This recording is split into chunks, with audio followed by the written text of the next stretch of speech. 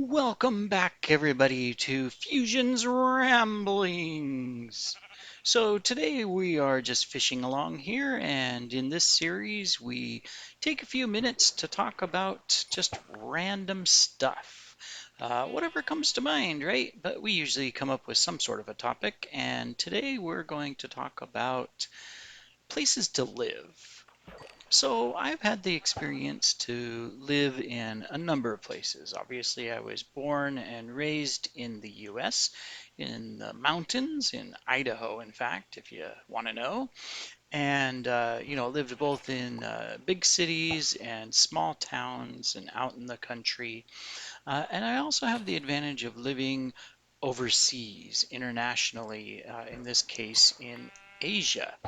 And when it comes to places to live, of course, it depends on each individual's preferences. Because some of us like city life, some of us like country life, some of us like suburban life. You name it. There's all kinds of areas that you can live, and different experiences around the world. Um, and for me, I like a lot of, I like variety. I never thought I would enjoy living in a big city. Growing up, I had the opportunity to always go out into the countryside, visit family, go out on the farms, uh, you know, um, huck hay, if you know what hucking hay is, as well as, of course, taking care of various animals and going out in the woods and hiking up into lakes and fishing in mountain streams and you name it. And of course, got a chance to travel around. But I also, experienced going to school in some larger cities where, there was thousands of students in the school, and, it wasn't a small town experience, but a city experience. And when I finished, going to school, I moved out into the country because um, that's where I wanted to be. I wanted to be up in the mountains, and I wanted to be able to hike and, go out and experience life, and that's what I did.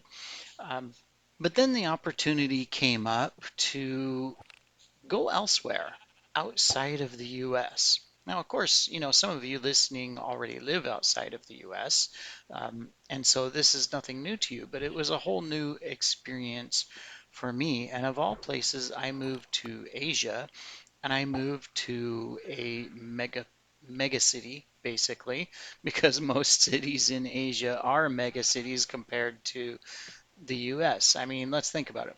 The US's largest city is New York, followed by Los Angeles and Chicago. And New York has a population of somewhere around 23 million. Los Angeles, the greater area, is around 16 or 18 million. Chicago is around 10 to 12 million. A lot of people if you're not used to it. But it's a completely different experience when you get to Asia, to where you have cities that are on average above 20 million people. Um, and that is something that is completely different. If you are from the US or you've been there and you've lived there, then the experience is, even in a city, you have space. You may live in the suburbs, or you may even live near downtown, but you have space. It's not, you don't feel cramped. I would say New York or Chicago are probably the closest experiences you can get if you live in a high-rise building downtown Manhattan or downtown Chicago. Um, then you've got people all around you and stuff, but there's still space. You can get out, you can go to parks, you can, a short little drive and you're out of the city and you're in the countryside or in the suburbs, and it's completely different. And cities are quite large in land area as well, because, you know, the typical setup is that you have a house, and around your house you have a yard, and it may not be huge. It only may be, a fifth or a quarter of an acre or hectare, whatever you want to call it. Um, so it's not gigantic, um, but your neighbor is, some grass and bushes and trees and flowers away from you on the other side of a fence, unless you live, of course, in an apartment, and then they're right next to you. But your apartment buildings can be spread out too, with car parks in between, and parks and walkways, and play areas for the kids and everything. Whereas when you come to Asia, your typical neighborhood setup is going to be one house, the wall is the wall of the next house. And that is the case in some cases on three sides of your house. And then upstairs and downstairs, you have other people living. And your house, um, you know, whether it's a studio or a one bedroom or even a two bedroom, might be the size of a large living room for most people in the US. The US and Canada and Australia are probably the most unique when it comes to the size of your living space, in that it's quite large. Whereas when you get into Asia, even if you consider South America, Latin America, Africa, and even Europe, for those of you that have been to Europe, um, it's very compact. Everything's very small. Space is a premium. Um, and Europe, of course, doesn't have huge populations in its cities. I mean, they're typical, anywhere from 4 to 8 million. But Latin America is, going to be a lot larger in its cities. And of course, Asia is the largest in its city population size. And then the cities are quite small comparatively, to where it doesn't take long to get clear across the city. The difference is that you have more people per square mile or per square kilometer, depending on which measurement you use, uh, than you do elsewhere. So, for example, when I first moved here, I moved into an apartment building. It wasn't huge, it was 32 stories. Um, in the middle of the city, because there really isn't anything else, as far as suburbs and stuff, that very rare. They don't really exist. Um, and there was probably I don't know, well over 1,000 units in that 32-story building, which is amazing when you consider it, because each floor, you would think, typical size building, you might have 10, 12 apartments per floor. No. In this case, the apartments were very small and compact, and there were, 50 to 60 apartments on that floor. Now, not all buildings are like that, depending on the type of apartment you get into. Um, but that just kind of shows the difference in that the living area was a lot smaller. At first I lived in a studio that was probably, maybe 10 feet by 8 feet, and then there was a bathroom attached to it, and very small. And then I moved to a one bedroom. It was larger, um, and of course had more space. Uh, but maybe only double that space. And then today I live in a two-bedroom apartment. One of the bedrooms I use for an office. That's where I'm recording right now. And it's a lot larger and it has a balcony, and but the price, of course, is a lot more as well.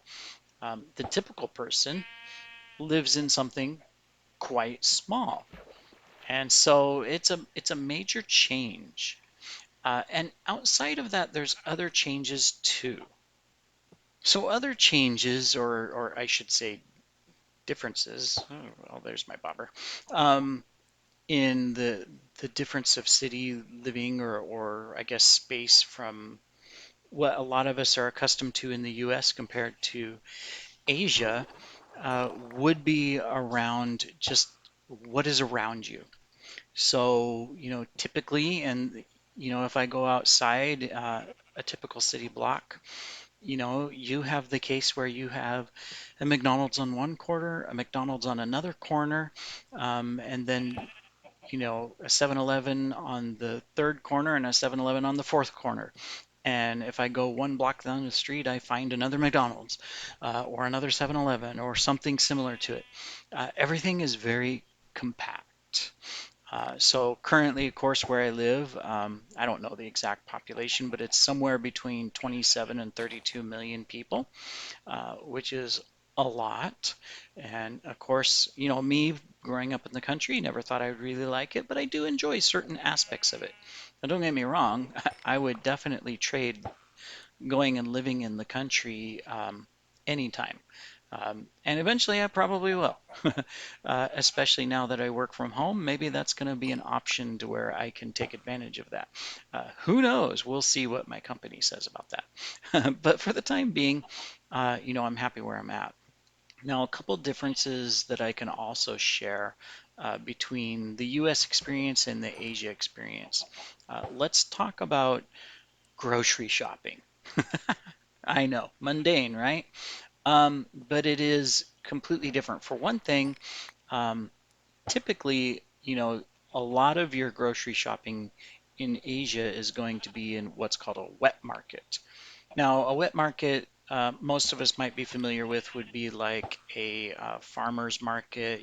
That you go down the street on a Saturday morning, and maybe this city has set up a little area where there's a bunch of stalls and farmers are selling their produce and things like that. But a wet market here will have just about everything you can get. Vegetables, meats, they're cutting it right in front of you, little butcher stalls. Cleanliness is not the optimum, I will say. Not that the food is dirty, but the area of the little wet market itself is not that clean. Um, they don't have the same type of standards that we have, and it's not that the food is bad or anything, but it's a different experience if you're not used to it. Now, there are grocery stores that you can go to. Almost every single one of them is going to be inside of a mall. There's a few exceptions to that. So that means you can't go to the grocery store whenever you want. Like in the US, we're so used to being able to go to the store 24 hours a day. If you want to go to the store at 2 a.m. in the morning and do all of your grocery shopping, no problem. Go to go to the store 2 a.m. in the morning. You know, it doesn't matter, and we're used to that. Whereas in most Asian countries and even European countries, that's not the case. There's a few places that are open 24 hours, but your big stores and everything, they're in the malls. And when does the mall open? Well, 10 a.m. You might be able to, some of them, depending on, you know, uh, their policies, go in earlier to the grocery portion and get your groceries. But otherwise, you're waiting until, almost noon before you can go do your groceries. So that's a different experience totally that I had to get used to because I was used to just going out and getting groceries whenever I wanted, especially when I lived in the city. Now, that wasn't the case when I lived in the country, because, you know, the stores weren't open 24 hours there. Uh, so, if quite a few differences. I know we kind of changed our topic a little bit from country living versus city living, and then now we're talking about all kinds of comparisons versus US and Asia. Hey, but this is Fusion's Ramblings. We can talk about whatever we want, and you have to listen. Well, I guess you don't have to, um, but you could. I don't know why I walked over here. Come here, Bobber.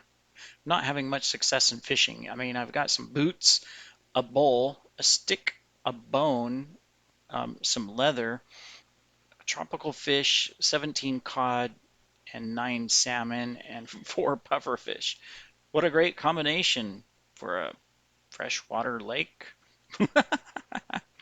Anyways, I hope you've enjoyed the topic and discussion today. Quite interesting. I think we'll continue the discussion and talk about some different differences. Wow, there's a mouthful. Um, as far as experiences, at least from my experience, in places I've been, places I've lived, and whether it's work, shopping, eating food, you name it, always fun and exciting topics. But if you do get the chance to travel, I highly recommend that you travel around. definitely get a chance, go to Asia, go to Europe, go to South America, Latin America, um, and see what the experience is. I know a lot of us sometimes think, oh, well, let's go to Australia, let's go to Hawaii, let's go to these places that are more similar to home if you're from the US. Um, but if you get out into the true cultural experience, it's quite different around the world than what we're used to, and it can be a lot of fun. And of course, if you're in Asia, I recommend the same thing. If you get the chance, and I know it's not always easy, um, go to the US, go to Canada, go to Australia, go to New Zealand, go to these places that have a completely different experience in lifestyle and see what it's all about. There's advantages in both places. I'm not going to tell you that one is better than the other because there are great things in all of it, but it is different. And I think that's what makes the world so neat is that there are so many unique and different things and experiences that you can have, and you're not stuck in one place. Some of us feel like we are, but we're not. We always have options, and there's always a way to do stuff. Of course, right now with everything that's been happening, it's a little tricky, and we have to be a little safe about it. But that'll change. That'll open up, and we'll get to travel like we used to and have precautions, common sense, things like that. But definitely encourage it. I want to thank you for joining today's topic on Fusion's Ramblings. Now that we've fished and rambled, hope you've enjoyed it, and we shall see you next time.